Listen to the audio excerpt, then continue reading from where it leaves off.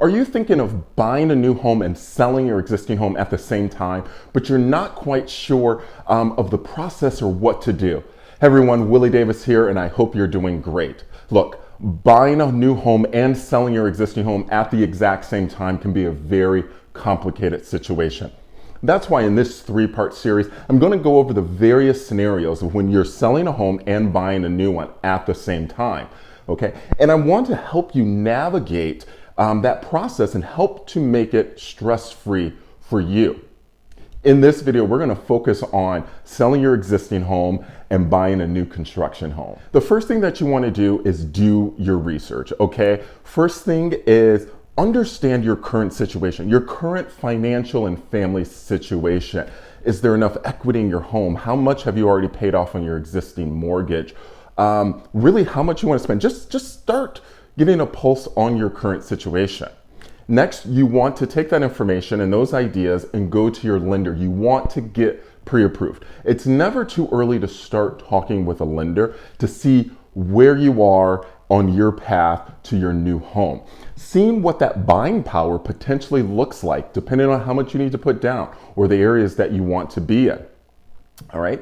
And finally, start making that needs list. That list of things that you need in your new home for you and your family. Do you need 4 bedrooms? Do you need a certain number of bathrooms? Do you need a basement? Those things that are non-negotiables that you at least have to have, and start building yourself a roadmap from there. And then you can go on to the next step. Your next step is going to be to contact your listing agent. The agent that you want to list your home, what they need to do is sit with you and go over the current market in your neighborhood where you currently live. They need to be able to give you an idea of what to expect when your home hits the market. What are the comps looking like? Maybe what are some things that you need to do to your home to get it listed? And we can get to that part a little bit later. Also, you and your agent are going to start to have a conversation about the areas that you potentially want to live in. Is it based on a school district? Where are these new construction homes being built? And where is it that you and your family ultimately want to live? So as you bring your real estate agent into the conversation, these are going to be some of the preliminary conversations and things that you talk about with your agent. The next thing that you and your agent are going to do is go and meet with builders, okay? You might already have a builder in mind. You might already know exactly which subdivision or what place you want your new home built, and that's great.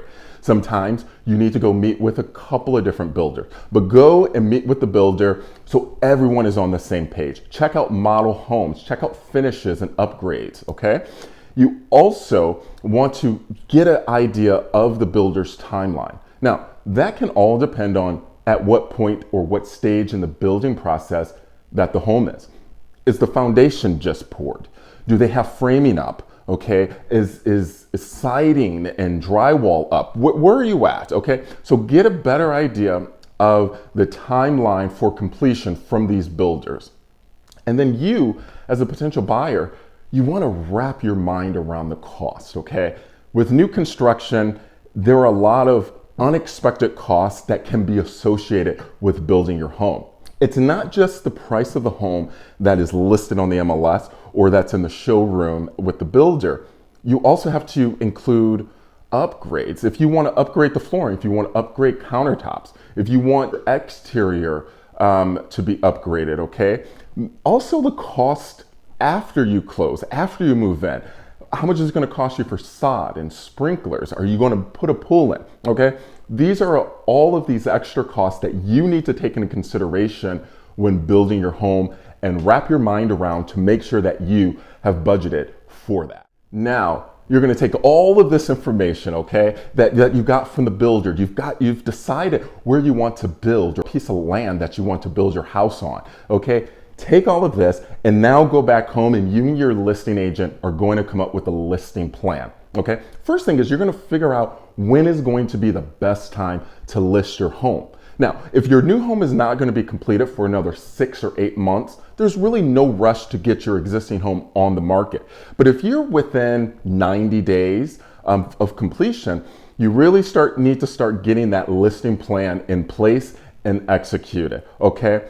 Also, you want to refer to that market analysis that the listing agent gave you initially that we talked about earlier, and what's going on in your neighborhood, because that's going to help you price your home correctly, okay? You know what you need to get from your home, and based on the timing of when you need to sell, you want to make sure your home is priced correctly. Also, as your home hits the market, take into consideration some things that you might need, okay? Depending on the timing of your sale and when your new home is completed, do you need occupancy? Okay. Do you need extra time in the house? Do you need storage? Do you need all of these different things? The amount of money that you might need to list your house for. Take those things into consideration when your home hits the market. Last but certainly not least, here's a couple of other key and important things to consider. One, have a contingency plan. Things always come up unexpectedly, but you want to make sure you have a contingency plan just in case the person buying your home or your new home experiences delays or one of these transactions fall through. Okay, you need to know what your options are. With your listing agent, sit down and discuss those contingency plans that you need to have in place.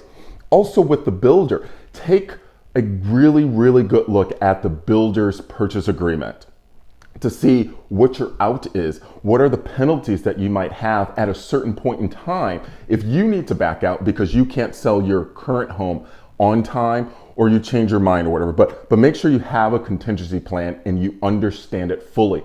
And also be flexible. You're building a new home, and I can guarantee you without a doubt there's going to be changes, delays, and things that are just going to be unexpected. You might experience a delay of a few days, few weeks, or even a few months.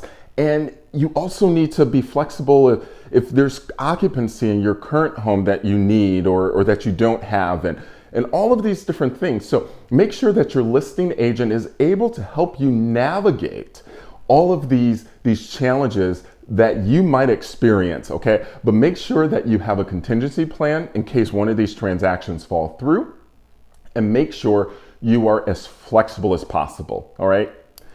Like I said, selling a home and buying a new construction home at the same time can be challenging, but I am here to help you make it as stress-free as possible. If you are looking to sell your home or looking at new construction home, reach out to me and I'd love to help.